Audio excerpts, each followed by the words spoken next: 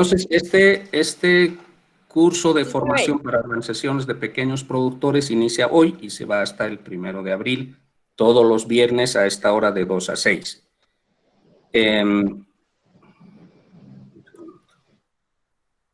Bueno, hoy vamos a empezar con el módulo de comercialización hasta las 4 más o menos, y a partir de las 4 van a estar con el profesor Dursun Barrios, que va a tratar el tema de la parte financiera, ¿no? ¿Qué es lo que vamos a ver en comercialización? Son varios temas, 10 en realidad. Hoy nos vamos a dedicar a 2, la siguiente semana a 4 y la subsiguiente a 4. Hoy vamos a hablar de comercialización en general y de la comercialización asociativa. Vamos a estar Juan Carlos Barrientos y Belisario Gil, que es la persona que va a estar también hablándoles sobre comercialización asociativa. ¿Listo? Yo voy a iniciar con este es un video que probablemente ustedes no lo van a poder oír por la cuestión técnica. Sin embargo, quiero que vean las imágenes, ¿ya? Que es lo que quiere transmitir este video. Es un video muy cortito, dura 2 minutos. Miren las imágenes simplemente y ahí vamos a abordar un par de cositas que nos interesan mucho.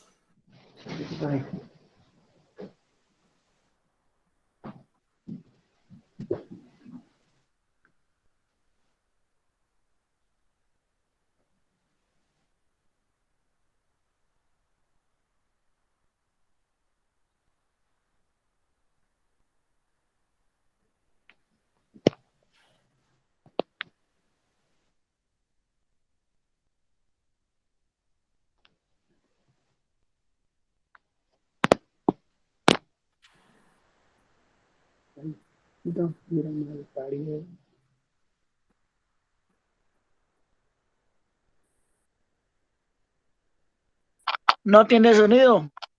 No tiene sonido, sí, no hay. Quiero que vean, además hemos tenido problemas para poder transmitir el sonido, pero lo importante acá son las imágenes.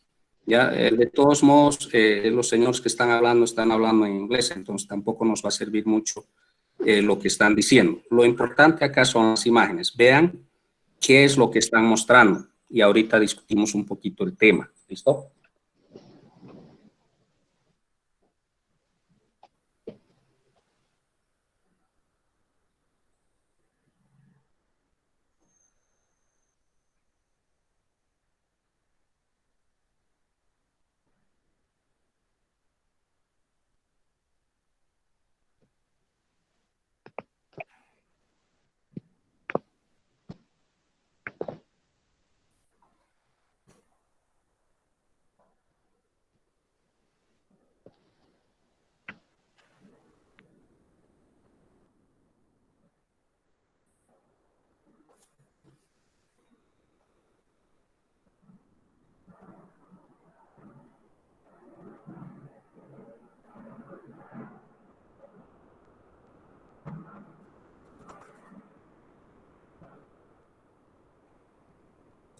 Muy bien, eso fue todo. ¿Qué es lo que quería mostrar con este video? Es una forma nueva que ha estado ya sucediendo. Realmente nueva no es. Este video es del 2018, si no me equivoco.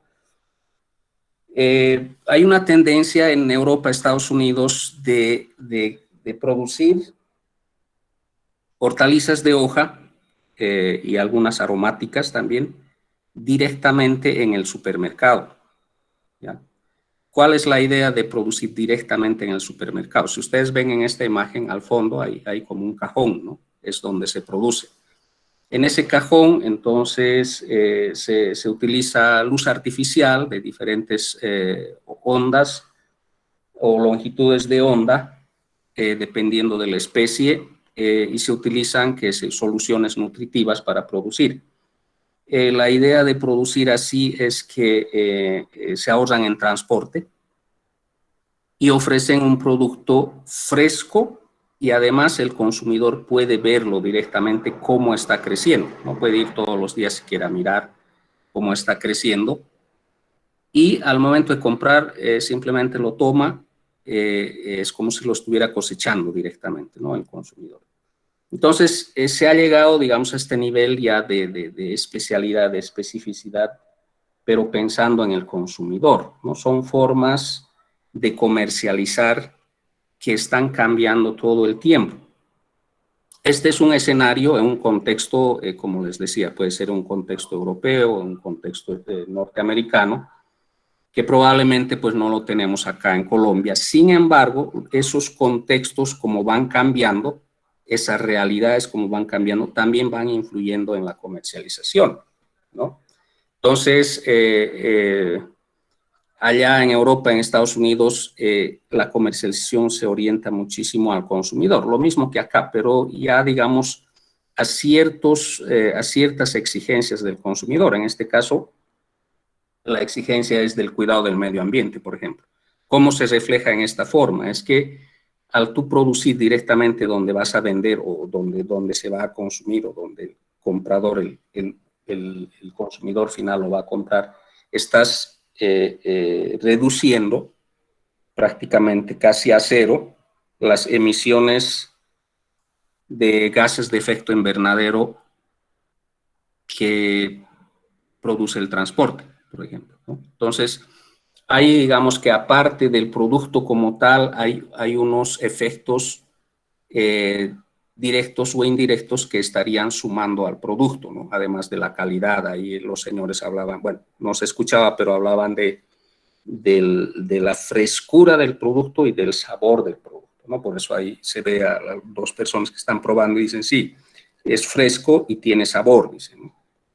Entonces, ese era el mensaje que quería mandarles acá con este video, y es eso, o sea, todos los lugares, todos los territorios, todas las ciudades, todos los países tienen unas formas de comercialización que van cambiando a medida que también sus condiciones van cambiando, ¿no?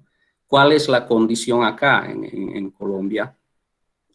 Probablemente la mayoría de los consumidores no están pensando tanto, digamos, en el medio ambiente, ¿no? Hay un grupo pequeño, sí, pero todavía es pequeño, ¿no?, que está pensando sí en el medio ambiente, está pensando sí en la inocuidad del alimento, ¿no?, que se asegure que el alimento realmente es inocuo. Acá el control de la inocuidad no es tan fuerte, ¿no?, de los alimentos. Entonces, probablemente todavía vamos a transcurrir algunos años para llegar a unas, digamos, a unas formas de comercialización en ese sentido. Por lo pronto, pues nosotros estamos todavía en estas formas, ¿no? Esta es una imagen del mercado de Palo Quemado. Seguramente ustedes conocen muy bien, muchos de ustedes conocen muy bien, tienen mucha cercanía, algunos probablemente no, pero acá pues uno ve y hay una diversidad de frutas, de verduras, ¿no? Y también hay un contacto entre el consumidor final, como ven ahí los señores con su carrito, y el comercializador, que puede ser en algún caso, ¿no? No, pues creo que la mayoría más bien son intermediarios minoristas. En algún caso podría haber, digamos, ese contacto con el productor, ¿no?, en algún caso raro, ¿no? De pronto esos casos son mayoritariamente en los mercados campesinos, ¿no? Pero acá pues ya es el intermediario minorista el que le vende al consumidor, ¿no? Entonces, nuevamente, acá es una forma de comercializar. ¿Quiénes intervienen en esa comercialización? Acá lo podemos ver, ¿no? Entonces, estamos hablando de comercialización, pero ¿qué es la comercialización? La comercialización, acá hay un pequeño o una pequeña definición, digamos, que se quiere acercar a este término, y es el conjunto de actividades que se orientan a llevar el producto desde el productor hasta el consumidor, ¿no? Entonces, cuando hablamos de comercialización, no solamente estamos hablando de la venta, ¿no?, que es un pedacito, una parte, una tarea de la comercialización. La comercialización implica ya varias cosas, no solamente la venta, ¿no? Entonces, cuando uno va a vender es una transacción. En cambio, la comercialización implica varias cosas más. ¿Qué cosas implica la comercialización? Planeación, por ejemplo, ¿no? O sea, la comercialización nace con una idea, ¿no?, de llevar un producto o un servicio, ¿no?, un bien o un servicio a donde se necesita. Ya empieza con esa idea. Luego hay que planear, digamos, eso. Uno dice, no, pero yo no planeo. Sí, o sea, uno normalmente planea todo el tiempo, todos los días, ¿ya?, a todas horas.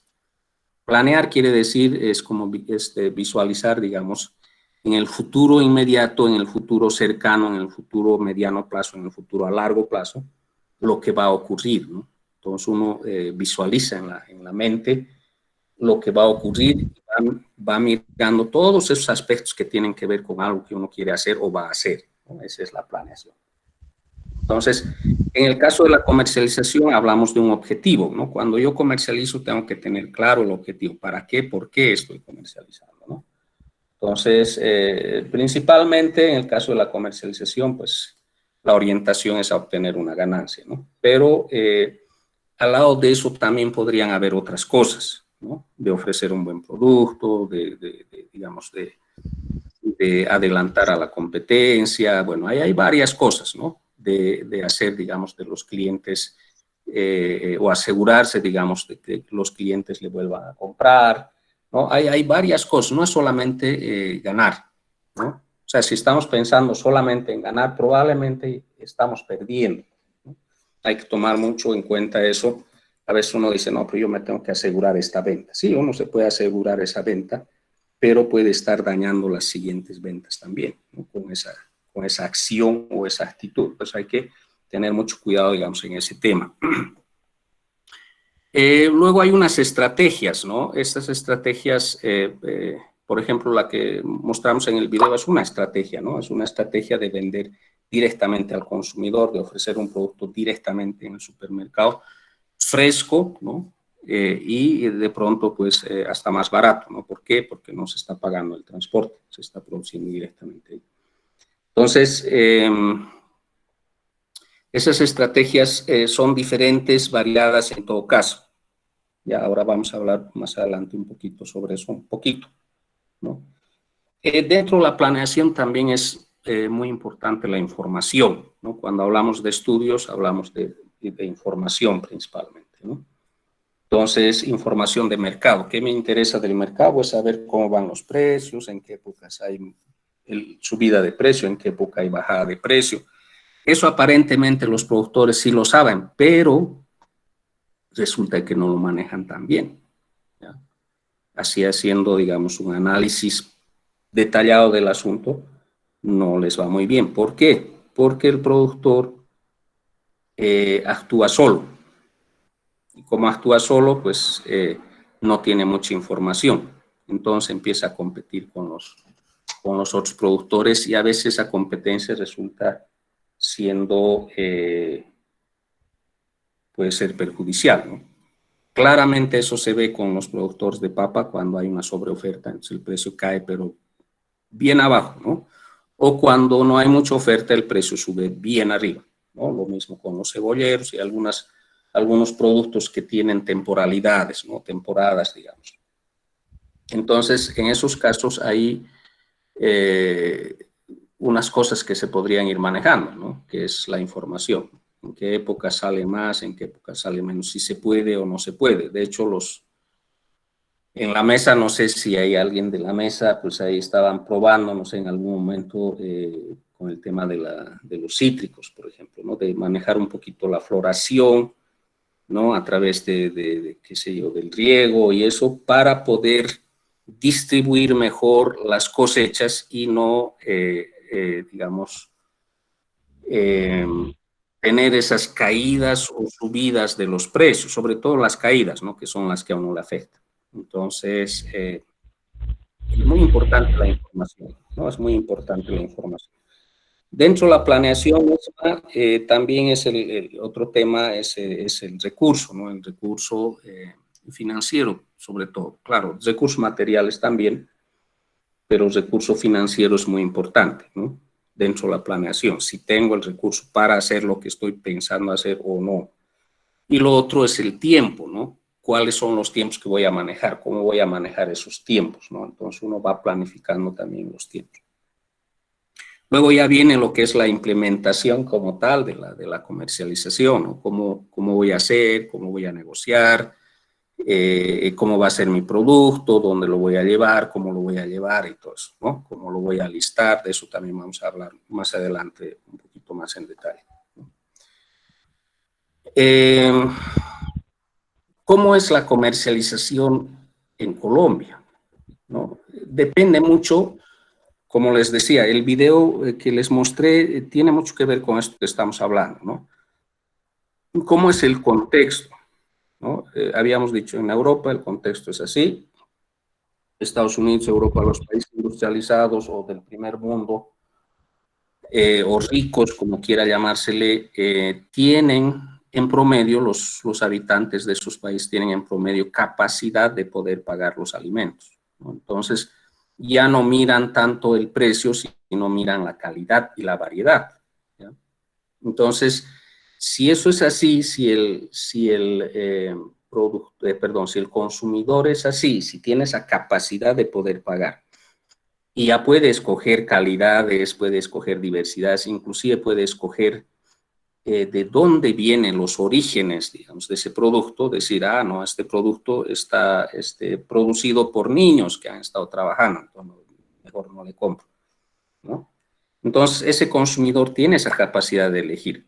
Pero ¿cómo es en el caso colombiano? ¿Qué es lo que se fija más el colombiano a la hora de comprar? El precio principalmente, ¿no? El precio es el que manda en la mayoría, no vamos a decir en todos, ¿no? Hay gente que probablemente no mira el precio, sino mira las calidades, ¿no? Como el caso de Estados Unidos, probablemente gente que tiene recursos suficientes para poder pagar lo que quiere, ¿no? Pero en la mayoría de los casos el colombiano promedio no, atiende un poco más a lo que es el precio, ¿no? Acá hay un dato interesante, que es, ya estamos hablando del contexto colombiano, un dato interesante, es del 2016, sin embargo nos sirve como referencia, dice el 83.5% de los alimentos que consumen los colombianos son producidos por nuestros campesinos. Eso lo dijo el Ministerio de Agricultura y Desarrollo Rural el 2016. Digamos que ese porcentaje ha bajado un poco, digamos, ¿no? Porque ya hay más importación de alimentos y demás. Pero sigue siendo bastante alto, ¿no? Entonces, esos productores son los que proveen en gran medida a las mesas colombianas, ¿no? Las familias de alimentos. Acá hay un dato, estos resultados es de un ejercicio que se hizo este semestre con un grupo de estudiantes de la maestría, un ejercicio, digamos, como para ver ciertos detalles, ¿no? No vamos a decir que esto es a nivel Colombia, no tomamos apenas unos cuantos, pero que de alguna manera reflejan lo que ocurre en Colombia, ¿no? ¿Qué es lo que queríamos ver acá? Por ejemplo, acá en el primer cuadrito, si uno se fija, lo que producen los campesinos, porque esto se hizo a nivel de pequeño productor, ¿no? A nivel, no se hizo en empresa grande, sino a nivel de pequeño productor. Entonces, lo que se produce en un 70% aproximadamente está orientado a la venta, inclusive un poquito más, ¿no? Y en un menos del 20% se queda para el autoconsumo. Perdón, para el autoconsumo. Antes esas proporciones eran diferentes, ¿no? O sea, el autoconsumo era un poco más porque había, bueno, el productor producía más para autoconsumo, ¿no? Porque no habían tantas cosas en el mercado, entonces se autoproveía más y una proporción menor lo vendía, ¿no? Entonces esas proporciones han venido cambiando. Entonces, cada vez el porcentaje de producción se va más a la venta que al autoconsumo, ¿no? Porque hay una especie de especialización también. ¿Por qué? Porque la gente necesita dinero, ¿no? Entonces, la única forma de conseguir dinero es vendiendo algo, ¿no? Y ese algo es lo que uno produce. Entonces, acá en estos resultados también se refleja eso. Otro punto interesante de este trabajo es que dónde es que venden, ¿no? los productores mayormente. Entonces uno se fija acá en este segundo cuadrito. el mercado local, dice, ¿no? El mercado local. Ese es el mercado del pueblo, el mercado del municipio, ¿no? Ahí lo va a vender, ¿no? Algunos venden en la finca, un 10% más o menos, ¿no? Al mercado local más del 60% y hay otros canales de comercialización, ¿no? Entonces, ya en el mercado donde vende el productor, ¿a quién le vende? ¿No? Entonces, acá vemos nuevamente, más o menos el 60% le vende al intermediario. Y eso ustedes conocen, saben, esa venta al intermediario no es la más favorable para el productor, pero no había, o sea, no vamos a satanizar al intermediario porque él cumple una función, ¿no? Porque asume un riesgo también cuando compra su producto, asume el riesgo y cumple esa función, ¿no? De acopiar, llevar allá. Otra cosa es que ya en el camino pueda haber especulación, ¿no? Eso es otra cosa. Pero el intermediario cumple una función y esa función, pues sí hay que reconocerle también, ¿no? No podemos decir, no hay que, no debe haber el intermediario. O sea, el intermediario también hace parte de todo ese tránsito de llevar desde donde se produce hasta donde se consume el producto.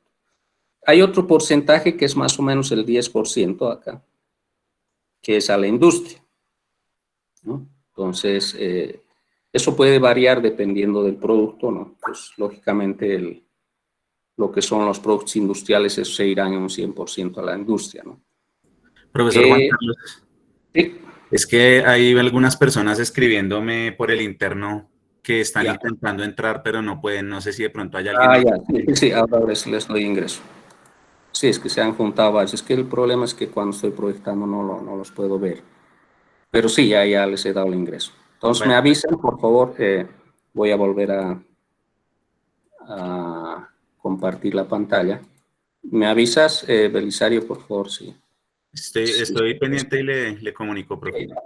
Sí. Villavicencio, Soprocor presente. Tenemos dificultad con la sesión. Gracias. Listo, entonces sigamos. Bueno, estuvimos acá. Entonces, este productor le vende al intermediario en su gran mayoría, también a la industria, al consumidor también. Mira, ahí hay un porcentaje interesante que va más allá del 10%, pero eso puede ir creciendo y parte de esas acciones es precisamente esto lo que estamos haciendo, ¿no? Es hacer que el productor pueda llegar directamente al consumidor, ¿no? Entonces, es parte de todo este proceso. Hay una cosa interesante que entre todo ese cuestionario que hicimos con estos productores que habíamos entrevistado, hablamos sobre cómo ven ellos las ganancias, ¿no? Esto es, digamos, un poquito más de percepción, ¿no? De cómo perciben ellos. Entonces les pregunto, bueno, usted cuando se dedica a la agricultura, ¿no? Dice un 33% a veces pierde y a veces gana. Un 33%, estamos hablando de un tercio, más o menos, ¿no? A veces pierde, a veces gana. Y eso sí refleja, digamos, esa actividad, ¿no? Que tiene un cierto grado de riesgo, ¿no? Entonces, de perder. Hay un 45% que dice mayormente obtiene ganancias. También de alguna manera refleja la realidad. Hay un 22% que dice casi siempre pierde, ¿no? Y eso puede ser por diversas razones. En este caso que habíamos preguntado, la respuesta que nos dio fue una persona mayor, ¿no? Y esa es otra de las características que ya tiene el campo colombiano, ¿no? Que el campo se está envejeciendo. ¿Qué quiere decir esto? Que hay menos jóvenes que antes y hay más personas mayores a cargo de la producción, ¿no? Más o menos estamos hablando en promedio, más o menos estamos hablando de 50 años, ¿no? En algunos casos mucho más de 50 años, ¿ya? Y eso es una realidad, ¿no? Eso también hay que tomarlo en cuenta a la hora de hablar de comercialización. Disculpe, profe, hay un estudio en que dice que el campesino en Colombia la edad promedio es de 63 años. En 10 años ya no va a haber quien siembre. Bueno, así tan apocalípticos tampoco creo que vaya a ocurrir eso, ¿no? Siempre va a haber alguien que se quede. O sea, esta situación ya la han transcurrido como les digo, los países industrializados, ¿no? Y sí, pues lamentablemente en esa dirección también va la agricultura, ¿no? De Colombia. ¿Cuál es esa dirección? Es a reducir la cantidad de personas dedicadas a la agricultura, lo que necesariamente para mantener la producción, porque de no ser así ya tocaría importar, ¿no? Necesariamente se tendría que mejorar la tecnología, ¿no? Para mantener ese nivel de producción, ¿no? Entonces va a haber cada vez menos gente. El productor va a tener que capitalizar, quiere decir va a tener que aumentar su capital en la finca, que quiere decir va a tener que invertir más en tecnología, ¿no? Ese es, digamos, que el futuro, no sé, mediano, lejano. Ya así en esa dirección se han dirigido los países industrializados, ¿no? ¿Será bueno, será malo? Eso es lo que ha venido ocurriendo, ¿no? Y hacia allá también va un poco Colombia. De que vaya a desaparecer el campo, no sé, dudo mucho, ¿no? Porque hay gente que se ha estado yendo de la ciudad al campo también. ¿Por qué? Porque, bueno, puede encontrar de pronto, ya con un capital, digamos, haber ahorrado en la ciudad, no sé, ya con un capital ir a hacer, digamos, una inversión, y ya tal vez con una visión diferente, pues quizá un poco más organizado, no sé, más capitalizado, más, no sé, más cercano, más técnico, digamos, puede tener unos resultados. Yo vi algunos casos y eso es un fenómeno que también está ocurriendo en Colombia. Bueno, a ver, vamos a seguir un segundito. Voy a nuevamente compartir.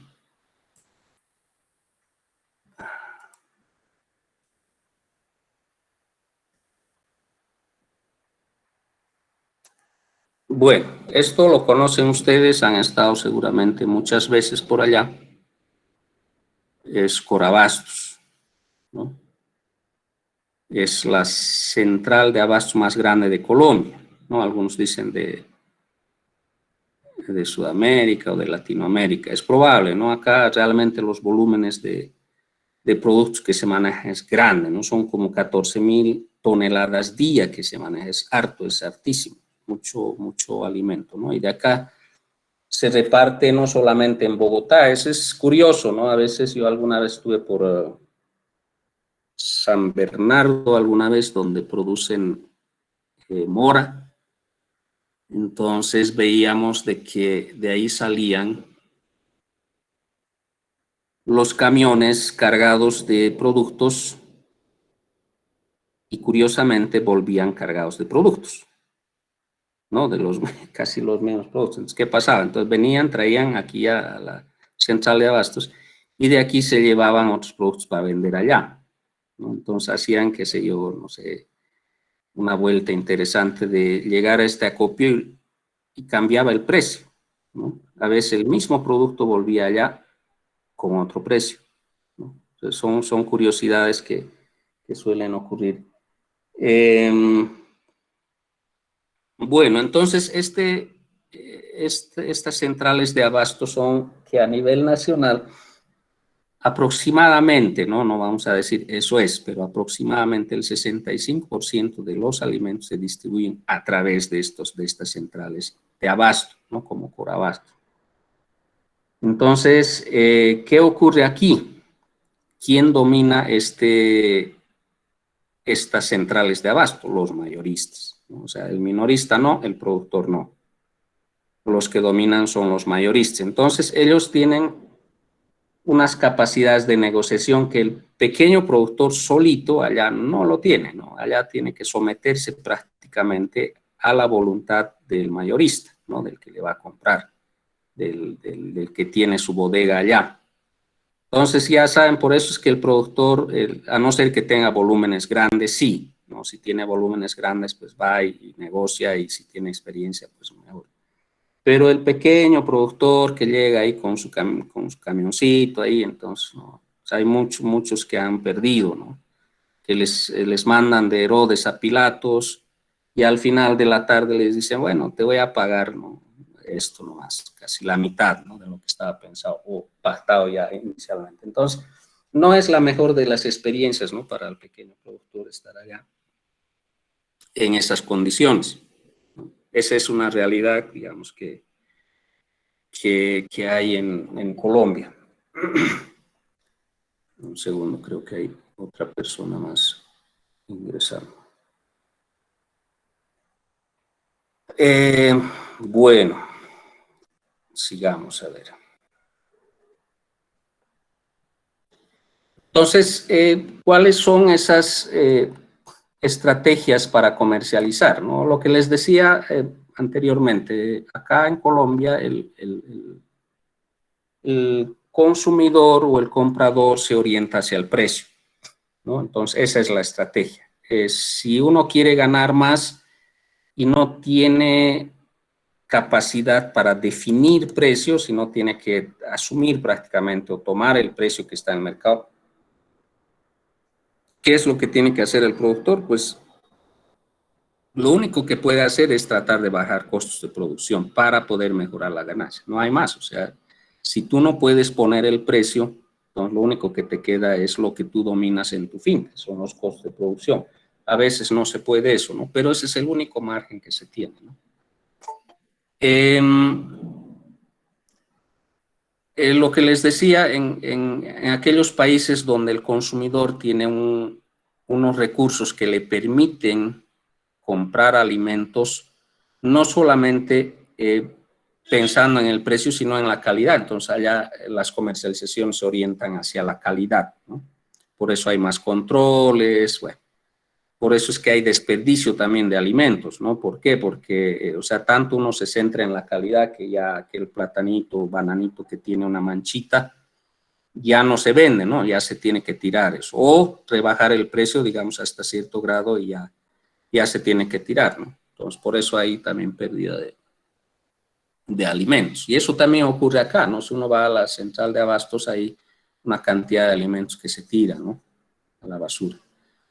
Bueno, entonces hay otra estrategia que es el precio-volumen. ¿Quién se maneja, digamos, bajo esta estrategia? Son aquellos que manejan volúmenes grandes, ¿no? Cuando uno maneja volumen grande, por economía de escala puede bajar de alguna manera los costos de producción, ¿no? Sea utilizando un transporte, sea utilizando maquinaria, alguna cosa. Si maneja volúmenes grandes, entonces puede bajar precio y competir mejor en el mercado. Entonces los grandes estarían manejando esta estrategia de precio-volumen, ¿no? Si, por ejemplo, pensamos acá cerquita, los que se dedican, por ejemplo, a la producción de flores, ¿no? Flores, aquellos que tienen varias hectáreas de invernaderos, son empresas grandes, con capitales grandes, que han podido tecnificar sus procesos y con eso, pues, digamos, la inversión, alta cantidad, niveles altos de inversión, lo que hacen es abaratar o disminuir los costos, ¿no? Y eso les permite también a ellos poderse mover con precios y competir, ¿no? Entonces, esta estrategia de precio-volumen manejan principalmente productores grandes, ¿no? Acá lo he dejado con rojito porque este es el que nos interesa, ¿no? Hay una estrategia que se llama de cooperación, ¿no? Esto de cooperación habla de la asociatividad, ¿no? Cooperar entre pequeños sobre todo, ¿no? ¿Para qué? Para que uno pueda batallar, digamos, en el mercado con volumen también, ¿no? Uno solito, pues no, pero ya entre varios, 10, 20, 30, ya es otra cosa, ¿no? Entonces ya uno puede hablar de volumen, ¿no? Entonces ya también puede negociar el precio, ¿no? Entonces, esto de cooperación es la estrategia que a nosotros nos interesa, del cual vamos a hablar esta tarde. Luego hay estrategias también de circuitos cortos. Esto tiene que ver, los circuitos cortos tienen que ver mucho con el tema ambiental, ¿no? Con el tema territorial, local, ¿no? Ambiental porque al tú no tener que desplazar un producto para su consumo distancias largas, estás también reduciendo la producción de gases de efecto invernadero, ¿no? La contaminación. Entonces, por otro lado, estos circuitos cortos también están orientados a conectar directamente, en la mayoría de los casos, al productor con el consumidor, ¿no? Estos circuitos cortos. Entonces, también tiene un beneficio social y tiene un beneficio económico, ¿no? Entonces, y finalmente las estrategias de encadenamientos comerciales tienen que ver con esto que estamos haciendo ahora. Más adelante también se va a hablar y se va a detallar un poquito más sobre esto, ¿no? Los encadenamientos comerciales, que es el tema que nos va a ocupar en este